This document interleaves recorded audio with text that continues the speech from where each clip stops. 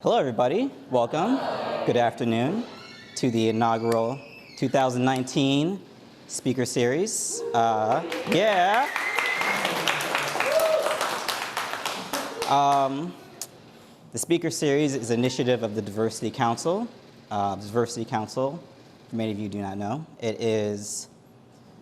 we help to create initiatives and programs for the company to really affect diversity across the whole company, across the board, from the bottom up, to make sure as much representation and as much opportunity is available to as many people as possible. Through a lot of our initiatives, thank you, in the corner. A lot of our initiatives, we work with the Food and Finance High School. We provide opportunities for them, leadership, career panels, things like that, Drive for Change, people who are reintegrating into society, who were formerly incarcerated, giving them education, training opportunities, things of that nature. So part of that is also the speaker series, and our first speaker series guest for this year, oh my gosh.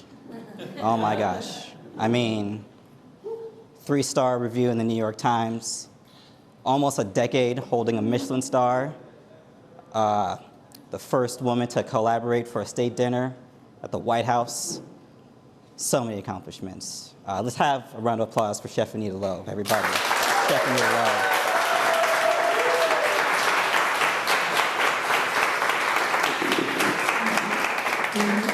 Oh, man.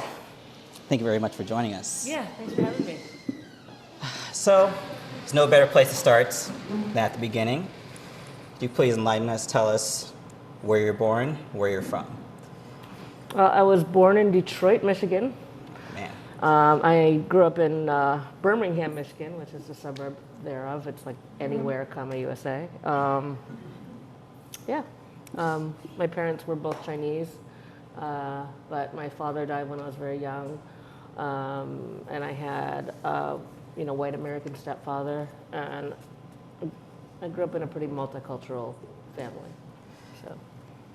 Your experience with kind of a multicultural family from the beginning, growing up that way, how did that influence you in terms of, I know you had a very big foodie family, very big family to cooking. Did the multiculturalism influence you that way, having your stepfather from his backgrounds? Absolutely. We also had, both of my parents worked all the time, so we had nannies growing up, and they were from various backgrounds. I had the one that stayed with me longest was Hungarian. We had several African-American nannies. And then we traveled a lot. So, but that certainly influenced my food. I do have sort of a more global outlook.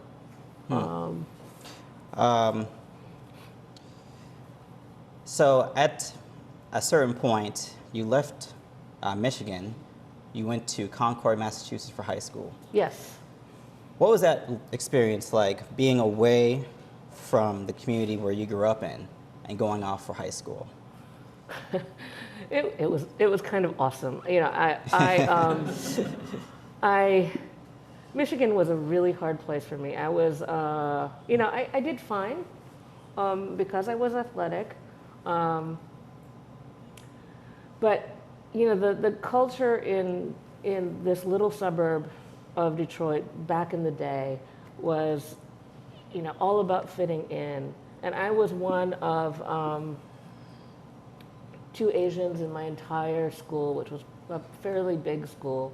I think there was 1 African American, and there was a handful of Chaldeans, which were Christians from Iraqi Christians. And it was just, like they really wanted you to be athletic, preferably blonde and blue-eyed and good-looking.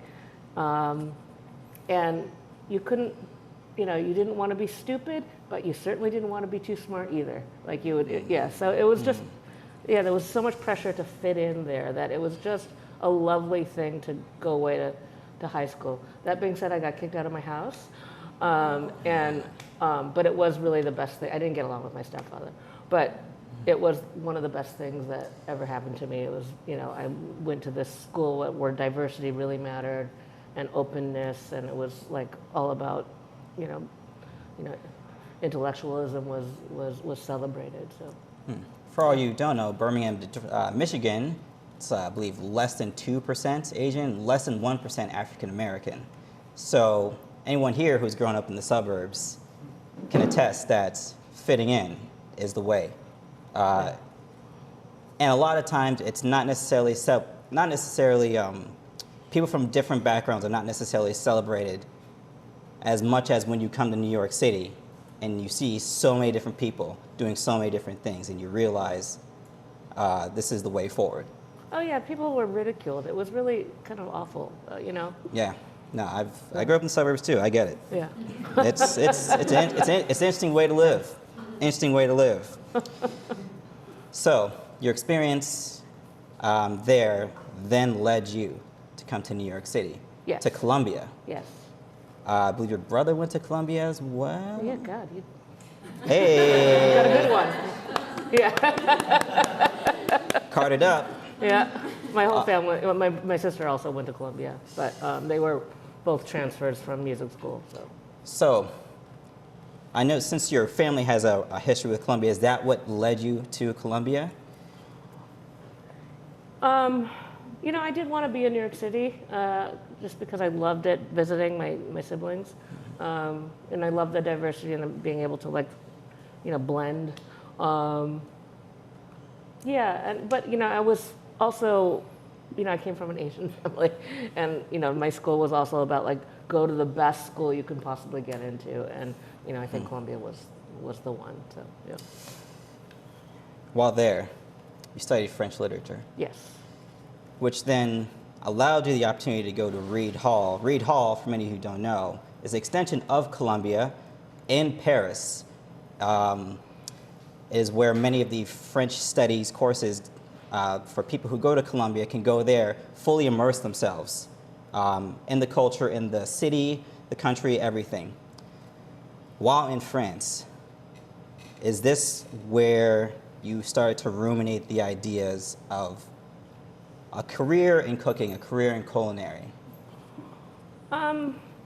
Yeah, well, yes, certainly. Probably not at my time at Reed Hall, but I really fell in love with French, with Paris, for sure. And French culture is all about food, and so I ended up going back the following year to do to go to 4 weeks of culinary school at La Varenne, and I really, I just fell for it, and that was the summer after my junior year in college, and I was like, well, this is what I'm going to do. I mean, there's not much you can do with a French degree. So I was like, well, at least I can be in a French kitchen, because that was, this was back in the 90s, early 90s, and French food was the pinnacle. That was the focus here in the city, and that was, that all the fine dining places were, not all of them, but a lot of them were French. So, yeah. So, you graduated from Columbia. Yes. With honors. No, I did not graduate. No? I graduated. Okay, you made it through. Yeah, I made it through. I graduated from cooking school with honors. Okay. At Columbia, I mean, I did fine. I was a good Asian. I got good grades. No, I sort of just got by. Yeah. I would feel, with that type of experience, being at Columbia, so many opportunities must have been at your feet, leaving. Maybe. I would think. I went to community college. Yeah. That's my impression. Yeah. At this point, were you deciding, I finished this degree in this particular subject, but I want to go down this culinary route? Did you, at any point, kind of consider another career path outside of cooking? Yeah, I mean, I always thought that I would go and translate at the UN or something like that, and really be among my global family. I do think of myself as a global citizen.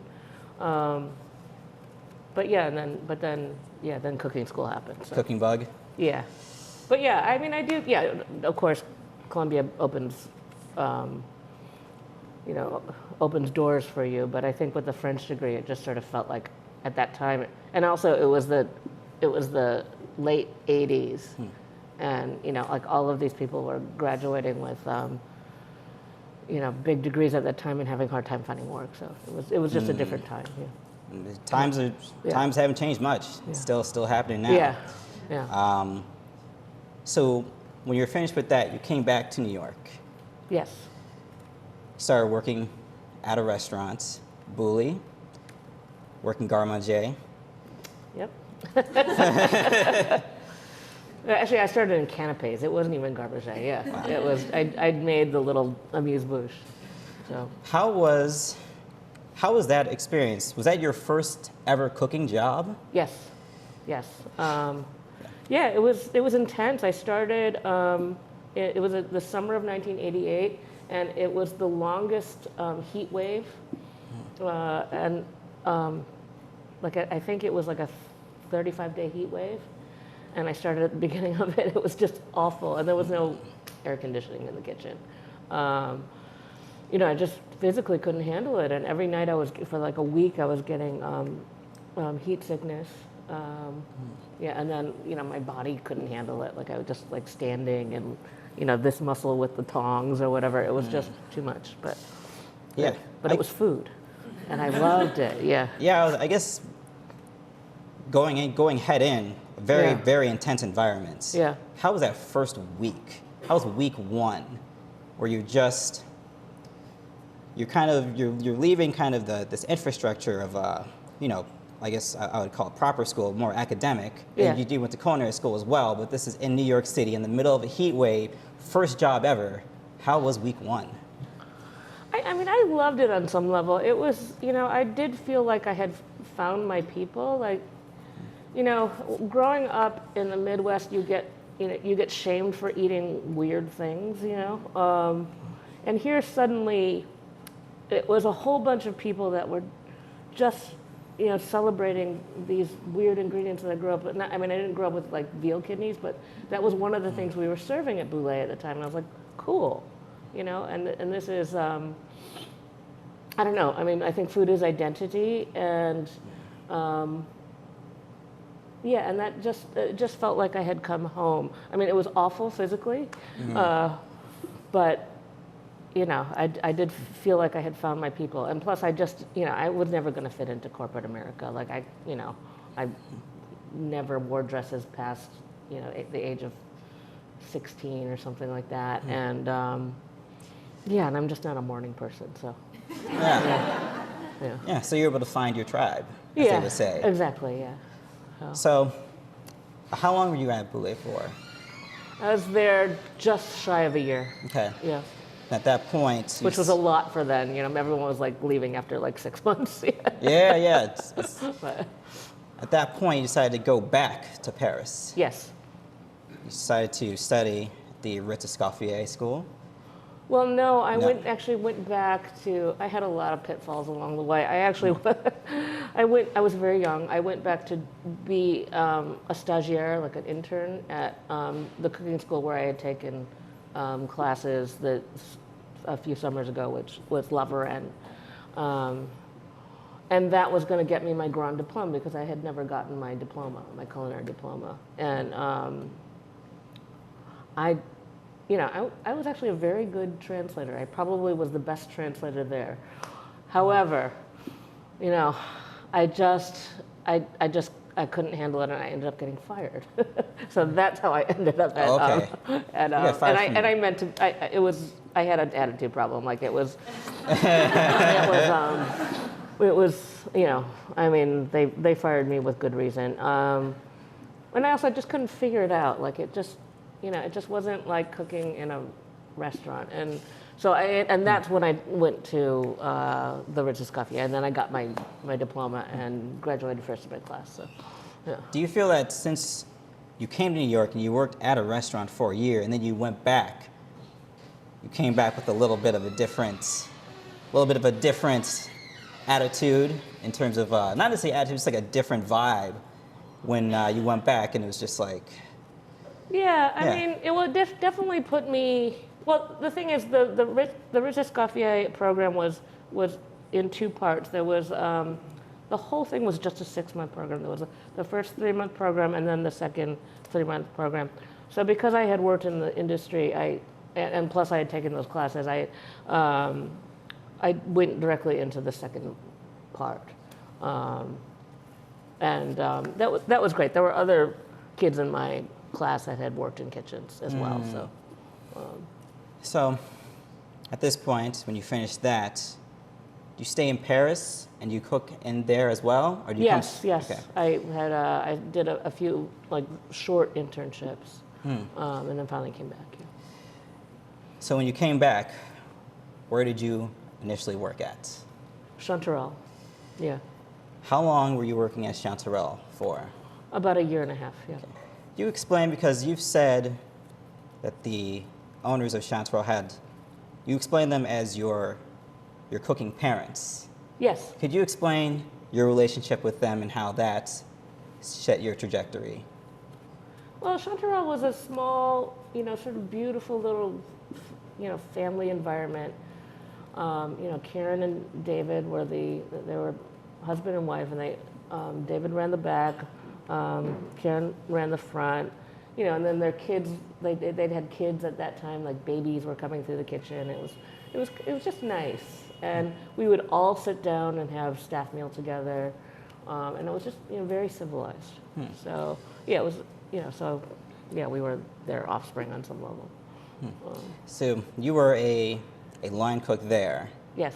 Then you were afforded the ability to be an executive chef. Sorry? After that, Yeah, I didn't. Was never a sous chef. you were never a sous chef. Yeah, don't do that. Yeah. I'm miffed. I've never heard of that before. Going from line cook to executive chef, you've never at any point been a sous chef. It was a weird time. It just was. I was, I had really just wanted to be a sous chef, but at the time, people just kept on offering me chef jobs, so I finally just took one. It was just easier to get a chef job. Yeah.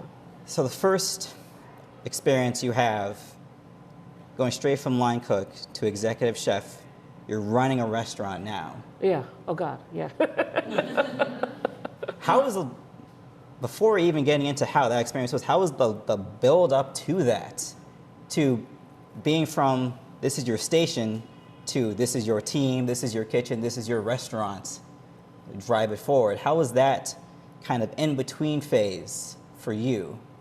Yeah, that was the hardest thing. I mean, the food part wasn't as hard as learning how to manage people and do it effectively, and bring together a team where people are excited to be doing what you're trying to get them to do. So because I started, I was like 25 when I had my first chef job, and most of the people I was managing were older than I was. So and I didn't know, but I'm interested to know, what was the makeup of your kitchen crew for this particular place that you're working at? Can, yeah. Yes. Great name. Well, I had 3 cooks. One was a sous chef, and then 2 were there when I got there, and they were both Malaysian, and they were working the woks. Okay. No, and I think we did have a garde manger at one point as well. It was a long, long time ago. Yeah. But yeah, I mean, I found, Jennifer Sissom had come in as my sous chef there, and we ended up being together and then opening Anissa together. So between Can and Anissa, worked at 2 other places. You worked at Maxim's. Yes. And Marizzi as well? Yeah. Were you executive chef of those places as well? Yes. Now, Marizzi was the final place before you began to open Anissa. At what point did you start to formulate the idea of Anissa? Yeah, I guess when I was working at, I had never really wanted my own restaurant. I'd seen how crazy it was working at Boulé, and I was like, this is just nuts. Like, why would I do that? But I did love cooking. But then, I was working at Marezzi, and, I was trying to do what the owners wanted, and, they just kept on, like I got a New York Times review that like loved this one dish, and, we got 2 stars, and it was a pretty good review. And one of the owners comes in, and they're like, they didn't like this one dish that was getting this glowing rave from Ruth Reichel, and they wanted it to be something more like their grandmother's or whatever. And I'm like, oh God, I think the only way I'm going to be able to get creative control is to do my own thing. So that's when it sort of clicked. Anissa, when did Anissa open? 2000. Anissa, very much a reflection of who you are. The French influence, the Asian influence. You open it with your partner, who you had a previous relationship with, working with as well. At this moment, when you are brand new, not just taking over an existing restaurant, but opening it up for the first time with your menu, your thumbprint is on everything.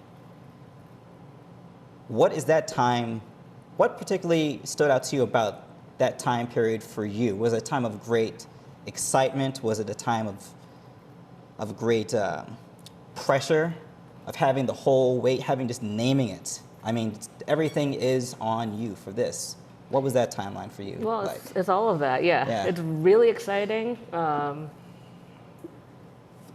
It was awesome. But also, there was a lot of pressure. I remember the first night of our dry run, I just was so stressed that I just started feeling bad, and I had to like lay down on the floor of my office, which was kind of gross actually at the time. I was like, to be able to do your own food in the way you want to do it and present that to the world is a huge, what's the word I'm looking for? Getting to that age, I can't remember anything. I mean, it's a privilege. So, at this point, you're given the leeway to kind of run things you want the way you want to. You can develop your kitchen staff the way you want to.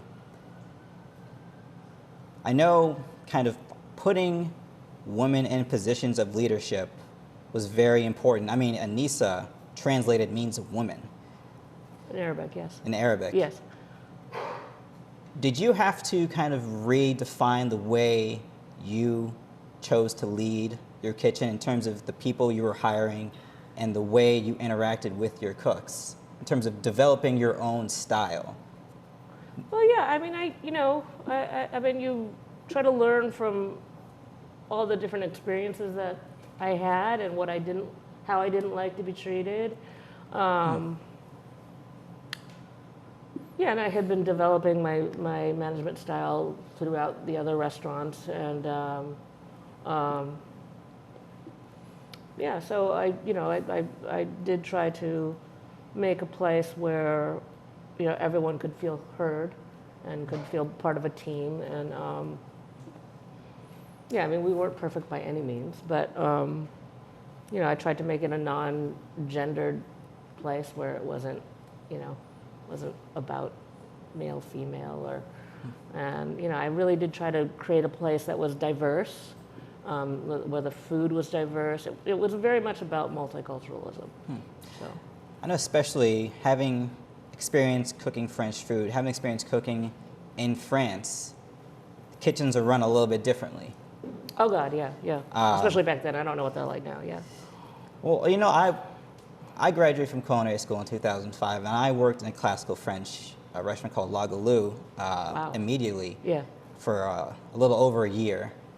And I mean, it was just I didn't know people knew how to talk. It was all yelling. Yeah. People yelling about your shoes. I mean, you gotta have this ironed up. I mean, everything. And that trickles down. Yeah. Because when the chef does it, then the sous chefs do it harder. Yeah. And then the cooks, they learn that and they internalize that and they see that as they normalize it. Yeah. Like, It's a culture, yeah. And no way, shape, or form is talking to anybody like that normal in anywhere else in society. Like, I've never had... Military, maybe? It's very similar, right? Yeah. Like, they call, in the kitchen, they call it the brigade system. Yeah, exactly. When it was originally crafted, it was almost crafted with the mindset of a military-like operation. With that being said, and that is a lot of your background, when it came to, I guess, the idea of pushing forward a different way of going about your business, a different way of hearing people. Like, I remember you couldn't say anything to anybody. Yeah. Hearing people at what point did you say these are important tenets of what I'm doing, just outside of cooking? Fostering that relationship with people, fostering that relationship with your cooks, making them feel heard, making them feel kind of humanizing a kitchen experience. How, not necessarily why was that important, but why was that so important to you and how you ran Anissa? You know, because I worked in that French brigade system, and Yeah. it was, you know, yes, it was invaluable. I was just down in Atlanta cooking, and we needed to turn some artichokes. And I figured, like, I'm not going to do that. You know, someone else is going to do that. But, you know, I mean, the person that I got to do it, you know, was actually very skilled, but, you know, hadn't turned a million artichokes, you know, like I did when I was in France, and it took them a really long time. So it's not without its merits, but it's just how it makes people feel, and how, you know, I just didn't want to do that. It just didn't seem like yeah. I just don't think there's any merit in belittling anybody. You know, it's just not. You know, I get like, you know, the food has to be perfect. That's just what it is.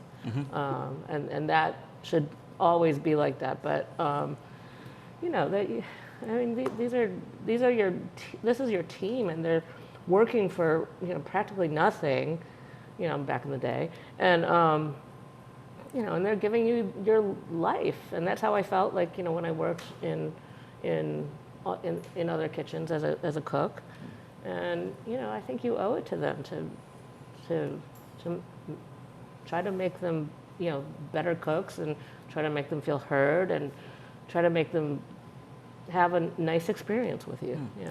So. It sounds, at least to me, from my experience cooking, it sounds revolutionary, talking to people this way, talking to people who work under you this way. And I think many people, you know, I work at Untitled now. My chef, Chef Suzanne, very much similar, almost exactly what you're describing as the way she does it there.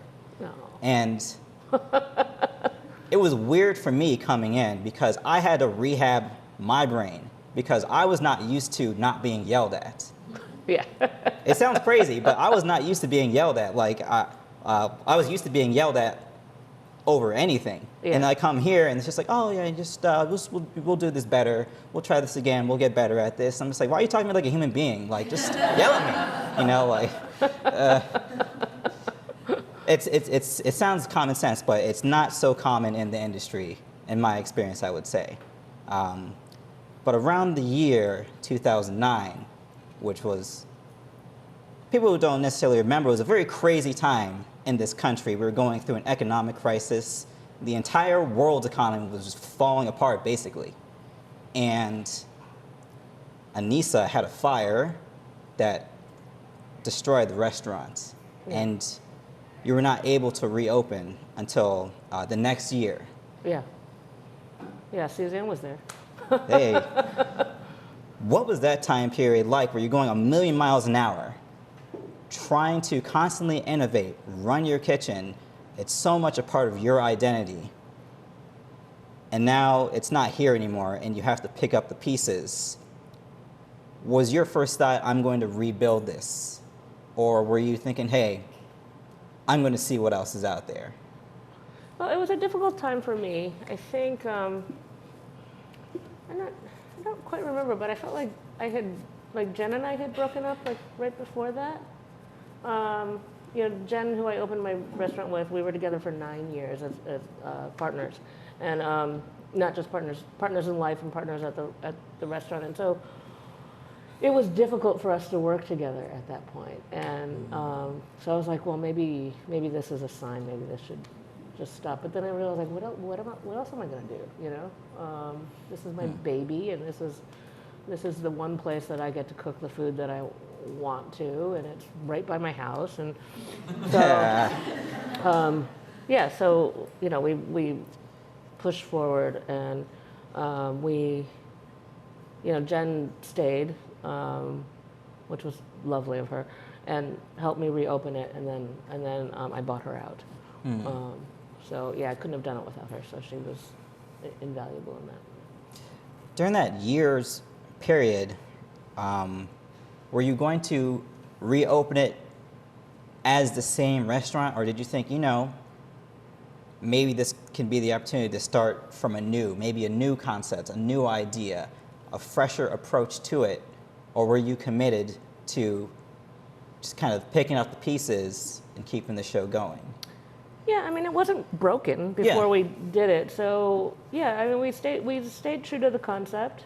I do believe my first menu after that was slightly more upscale than I had been doing. But I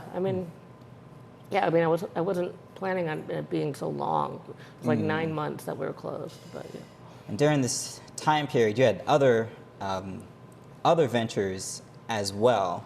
Meanwhile, this is all going on during the economic crisis, trying to rebuild a restaurant, and then having to close another restaurant as well. It had to have been good times. Yeah, right. Yeah. Had to have been a pressure cooker of just everything coming to a head at once. At any point, did you say, cooking's really hard?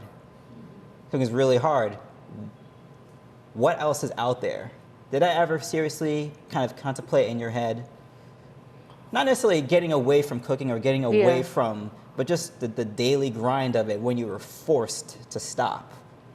Yeah, I mean, I thought about it, but then it was like, well, what else am I going to do? This is what I love to do. It's about the food. It's about, it's about the community that you create.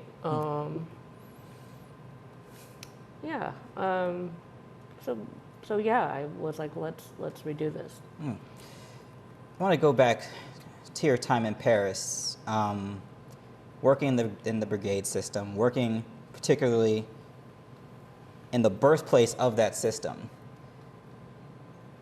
What was your experience like that? I mean, I know especially there are a lot of French restaurants near, but what was your experience specifically in Paris doing cooking under that style of leadership, I would say? Yeah, it's hard. I mean, I worked at this one restaurant where they were just yelling all the time. Yeah, and it was kind of a nightmare. And thankfully, I had only signed up for a week. But like, they had a microwave in the back, and the microwave, they were still using it. It had a hole through the front, and I think it must have been some chef like having, a fit, man. But I just remember my first day, I was back there, and they had me, turning vegetables or something, fine. And the sous chef, there was like a little hot plate back there. He goes and just puts it on high and puts some onions in there and then just walks away. Doesn't say a word to me. I was like, I'm sorry, I'm an intern, It'd be one thing if he said, watch this. And he comes back and it's burning. Like, I'm sort of like watching, I don't know what to do. Like, I'm like, and he starts yelling at me for letting it burn. I'm like, that wasn't my, like, you didn't tell me to watch it. If you told me to watch it, I would have watched it. But like, but yeah, so that's, Yeah, a little bit of you're damned if you do and you're damned if you don't type of situation. Yeah, I think Boulay was sort of similar. I mean, just like suddenly he changed his mind, and it would be like, no, it should be this way, and start yelling. He was like, but you never told me to do it that way. So, I mean, he was brilliant in his own way. So I learned a lot there. But, at a certain point, especially when you have a lot of personal experience with that, did you mentally, I guess when you're doing mental reps and thinking about leadership, leading people, leading your crew, at a certain point, did you say, this has been very, very informative for me in terms of my upbringing, my training. I'm not going to do it that way. Yeah, I really think it's very important to be very consistent with, as much as you can, to be consistent with your staff. Like if you're telling them to do one thing, you know, and then if you change your mind, or, you know, you have to explain why you're doing things, you know. Yeah, it's like I never wanted to yell at somebody for something that you didn't tell them to do, or, you know, like those onions, or, you know. Yeah. Yeah. It seems to me that, well, let me ask you, when you were working at Anissa, did you have a number of cooks coming from different restaurants who are used to that style, and they would come work with you, and they see the way you kind of handled it? Because for me, I had to retrain myself a little bit to kind of see a different way of how kitchens run. Did you ever have the experience with cooks coming to you saying, like, I don't quite understand the way you're doing this?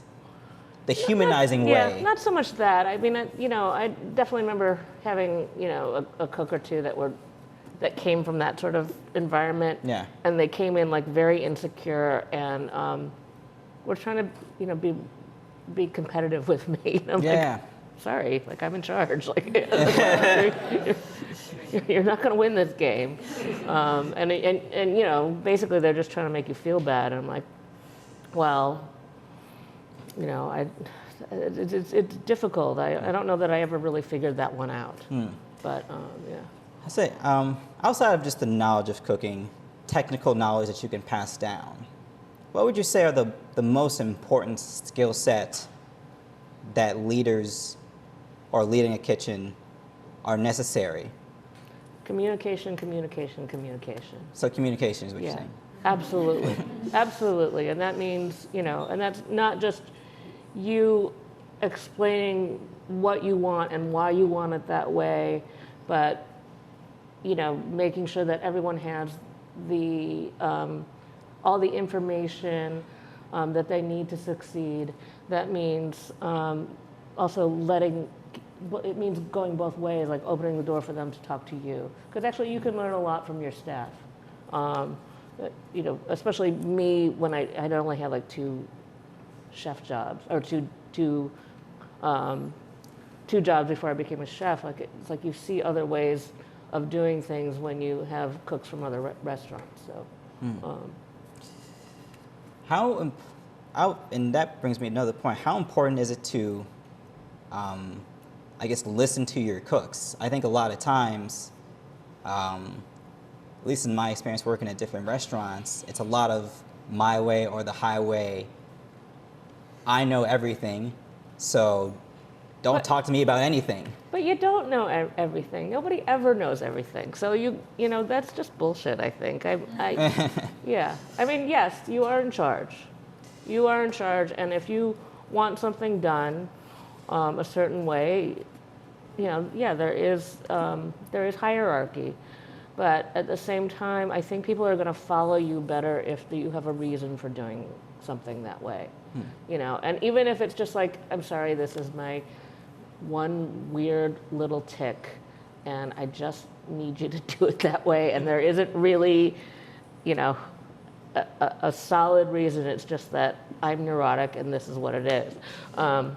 They should be able to follow you, you know. All right, well, we've talked so much about Anissa, your path. Let's talk about what you're doing right now. The world tour you're on right now. Well, I think my world tour. Well, no, I think hopefully it will keep on going. But I did actively take, you know, a year, which turned out to be a year and a half off just to travel with my partner, and yeah, it was wonderful. You know, I love traveling. I feel like I learn a lot. I feel like it's good for my career, for learning about food and, you know, learning about people, and yeah, because our industry is about people. You know, so. You wrote a book last year cookbook, Solo, wonderful title. Thank you. Eater's Cookbook of the Year for 2018, about cooking for yourself. Yes. Learning to use food as a device to lift yourself up. Mind talking a little bit about, I guess, the mission of that book and that particular message? Well, yeah, I think so many people, and especially women, are like, oh, why would I bother just to cook for myself, But the thing is, it's like you are what you eat, and I just don't think you want to be that bowl of popcorn standing over the stove, microwave popcorn. So I just, it's also healthier, I think. Studies have shown if you're cooking from whole ingredients at home, it's just a lot better than getting something on the fly from, fast food or every day. And so I think it can ground you. I think it can be easy.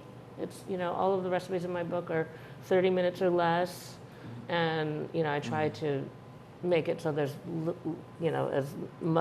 as little cleanup as possible and as little waste as possible. So it's hard to cook for one, actually, but for the waste, because everything is like for the family of four, which is its own, hegemony, probably. Yeah. Well, that's all I have. All right. That's all I got. That's all I got. Interrogation's over. Yeah. Thank you. Once again, I want to thank all of you for showing up, all of you for being here. I think some people might have questions. Does anybody have questions for Anita? What she does?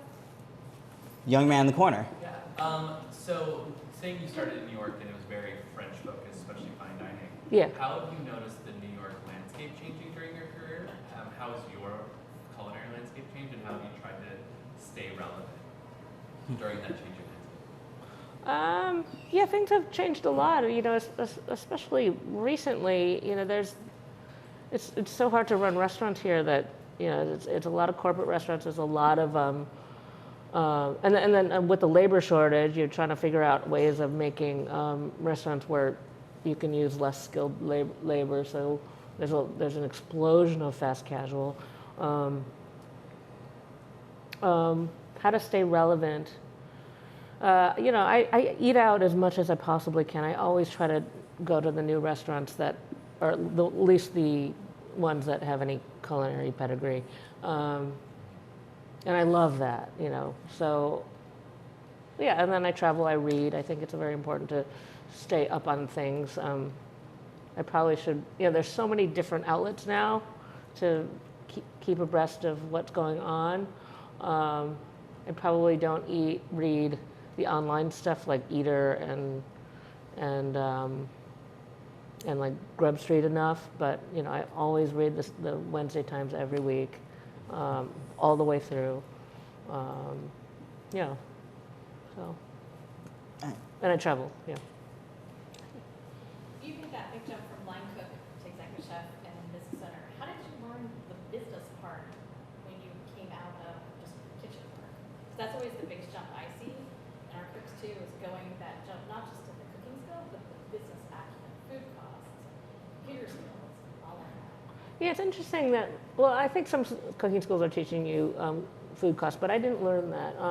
I actually learned that at Cannes Restaurant. The reason why I was at Cannes Restaurant was that the GM from Boulé was a consultant there. And he actually taught me about food costing and, and how to make a menu where you've got, maybe you've got a loss leader, but then maybe you've got something that really makes up for that loss leader. So that was, and then basically all the other stuff I learned on the fly, and I'm just, it's not that hard. It's like, QuickBooks and then I had a bookkeeper that would take me through my P&L every week. So, you learn on the job. All right, let's do maybe one more question. I have a question. Oh, goes.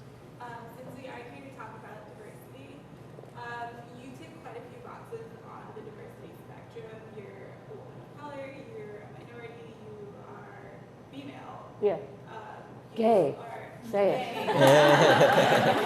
Yeah. I was getting there. Yeah. How do you think that has shaped, do you think that has shaped sort of your career at all, your life? Do you think that has ever sort of impacted or taken your career in a way that you don't want it to go, or has it like pushed you to sort of fight a little bit harder for the things that you want? It's both of those things. I think, there's so much pressure as a person of color to go and do the food of your parents or of your culture. And on some level that, my mother's culture is not my culture. I mean, it's part of my culture, but I think identity is very complex, and people don't want to look at it that way. They want to put everything in boxes. So I do feel I did go and do that, Asian fusion thing. That was what was trendy at the time. I mean, I guess it still is, but it's and it was exciting. I felt like I had something to add there, but at the end of the day, it ended up pigeonholing me.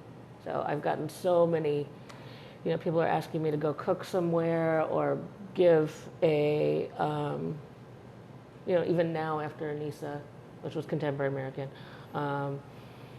after all these years, I worked at Maxime's, I was a chef at Maxime's, but, people are still, I will send in a recipe and they're like, oh, we really wanted something, we were expecting something Asian. I'm like, okay, it's just fine. I mean, I don't know. And then, I don't know, but. And then just like another part to that, if you had to give one piece of advice to women of color, young women, gay women in kitchens, what would it be? With all your years of experience and lessons that you've learned, what's the one thing that you would like to pass down to up and comers? Is that you can make it, and there's nothing wrong with being who you are. Just people are going to tell you that there's something wrong with it, but you just have to believe it somewhere. And I've felt bad about who I am at different parts in my life, but intellectually, I've understood that is not right, and so you have to hold on to that. And hopefully one day that will translate to, in here. So. All right. It was actually alongside that. I was just going to ask that, there's so many great moments that you talked about. What advice would you give to someone going from those points of the day to day or week to week, sometimes stressful, sometimes maybe monotonous, or sometimes working along with others? What advice would you give to a chef? I'm sorry, I don't really understand the question. What advice would you give to a chef during those moments of, those highs, like the week to week, the ones that, we don't really talk about all the time, Yeah. of going from service to service or week to week or, Yeah, I mean, I think you need to try to focus on the positive. I mean, I think there really has been studies about, being grateful, You just think about what you have and how good you have it. You've got a job, you've got, you're living in this great city at a time when, people are really, the general public really cares about food. You just, and sometimes you just have to endure. Sometimes things are bad, absolutely. But life, when it's bad, eventually it's going to get good. So you just have to you just have to move through it, and then try to stay focused on what's positive. All right. That'll be a wrap on it. The USHG Speaker Series inaugural 2019. Help me thank our guest, Anita Lowe. Thank you all.